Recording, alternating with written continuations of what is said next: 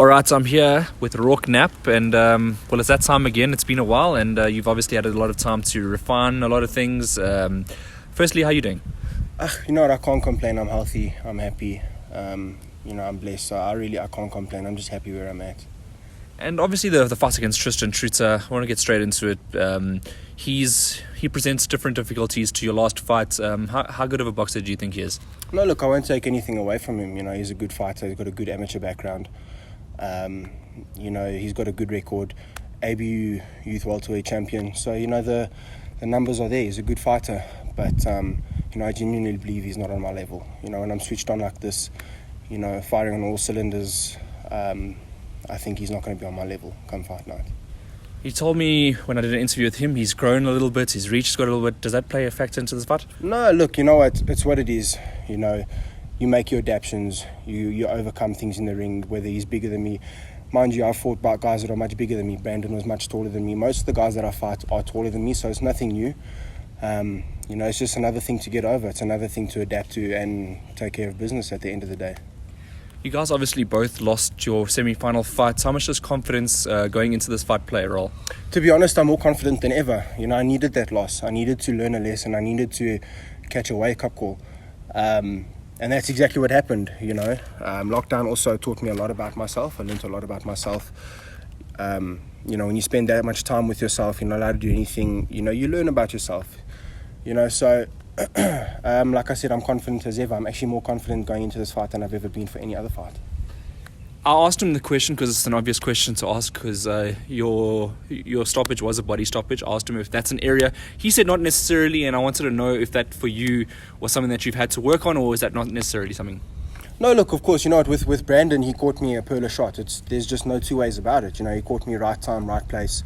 I did the conditioning necessary for my body. He just caught me, so credit to him. I won't be surprised if guys try and gun for my body. Essentially that's what I know they're going to do when they step in the ring with me. Look, we've done our conditioning for the body like we always have every camp. When a body shot catches you, a body shot catches you. It doesn't mean that I wasn't conditioned or I'm not conditioned. So it's also a mental thing. It's definitely one of those mental things. I've taken very hard body shots in sparring that I've actually stayed up. I've eaten body shots more than people know.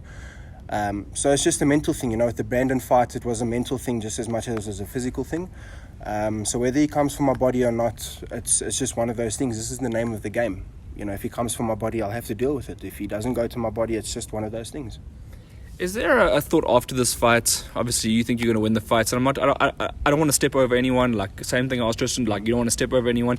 Is there like a redemption fight in your mind? Like, do you want to do that fight back against Brandon again? No, of course. You can't be a fighter without wanting to get, return. You want to earn that pride back. You can't call yourself a fighter if you don't want to. If the fight presents itself, without a doubt, without a shadow of a doubt, let's get it going. If it doesn't happen, I'm not going to chase it. It's just one of those things. This is the name of the game. So whether it presents itself or not, I'm going to do what I need to do. Tristan's first and foremost before I worry about anybody else. That's someone I have to get over. So right now my sights are set on him first and foremost. After the fight, then we can look at it and see what we can do. In this fight, the result is quite important. As you know, you can't come off back-to-back losses. It'll be quite detrimental. Same for him as well. So I think there's a little bit of added pressure. Would you agree with that? Look, I try not to think about it like that. My mindset going into this fight is that I will win.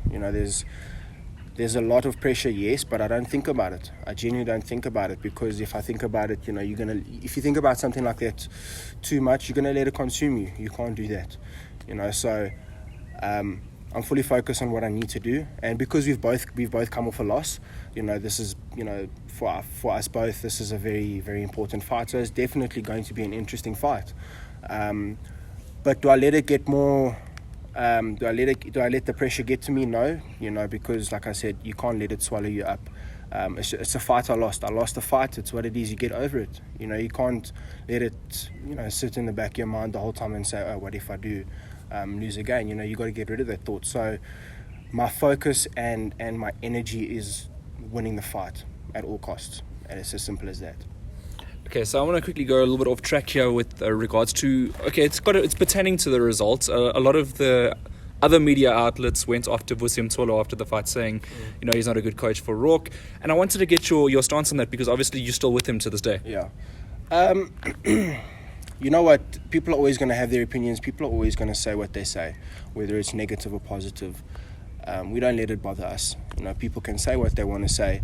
I take full responsibility on what happens. You know, there was fighter error. Vusi did what he needed to do to get me ready for the fight. Even in training camp, I wasn't at my best. I wasn't mentally where I was supposed to. You know, so you can't blame anybody but myself. You know, to blame Vusi, I don't agree with it. Like I said, I take full responsibility and ownership for that. That was fighter error. You know, I didn't train as hard as I should have in camp. And that's not Vusi's fault, that's my fault. It's up to whether I wanted it or not. You know, I did enough to get through camp. That's all I did. And like I said, that's not on Vusi, that's on me. You know, Vusi did what he needed to do leading up to the fight. Unfortunately, after the fight, the way things were handled and the way things went, I wasn't too happy about. But you know what? You get over it, you go past it. You know, now it's a new challenge, and we fully focus on that. I'm not worried about what people have said about Vusi. Vusi's a good coach. I know he's a good coach. He's a great coach. So with people saying what they said, it's like water under a bridge, to be honest. I know you don't like to make predictions, and I'm not going to make you make a prediction, but I want to see what are the fans going to expect on fight night? Just a good fight, just a good exhibition of boxing. You know, quality boxing from both ends.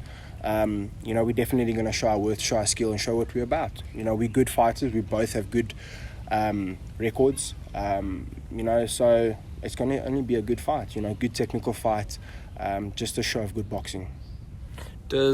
Obviously you guys respect each other as boxers. Does respect go out the window once the bell? 100%. In there, you're not my friend. I don't know you. I don't know you, and I don't like you. And that's not an arrogant thing. That's just the name of the game. You can't go in there soft and, oh, he's my buddy, he's my pal. There's no such thing as that. You know, in that fight, I don't know you. You're not my friend. Don't even smile at me, kind of thing. After the bell rings, I'll shake his hand. You know what? We're friends again. We have a laugh. Whatever the outcome may be, you know, there's no hate, there's no animosity whatsoever. Well, I can say that from my end. But yeah, come fight night, and in the ring, we're not friends. Do you have a message for Tristan before you guys step in the ring? Yeah. Hope you're ready, bro. I've been training hard. I hope you're training hard, as I don't doubt you have. Let's give the fans a good fight. Let's get it going. And then, do you have a shout out for anybody lastly? So I want to send a huge shout out and thank you to all the people that have been behind me through lockdown and since day one. My sponsors, ACDC Dynamics, Extreme Nutrition, Arts and Soul Tattoo Studio, Cellular Boutique, Libertas. You guys have looked after me through thick and thin, and I really couldn't thank you guys enough. My strength and conditioning coach, Mr. Derek, thank you for always working after me and, you know, training me and giving me the time and, you know, helping me turn me into the athlete that I want to be. I really appreciate your time and effort as well, more than anything. You guys really mean the world. And my family and friends, you know, Sheldon, Priscilla, Mo, Zaida, Yasin, my brother Ronaldo from Vusa Street Boxing Club. You guys have really looked after me, and I couldn't thank you guys enough for what you've done for me. You know, I owe a lot to you guys.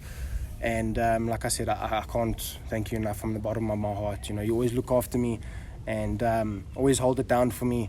So thank you for that. I love you guys madly. Yeah, thank you for everything. I really appreciate it.